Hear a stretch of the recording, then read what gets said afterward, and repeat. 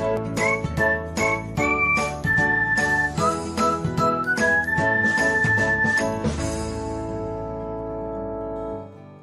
everyone, welcome back to another episode of Technologyglance.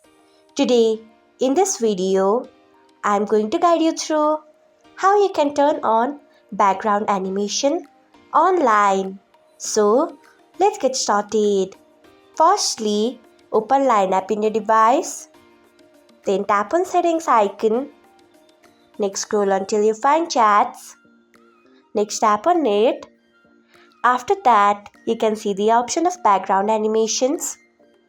Turn on it by tapping on it.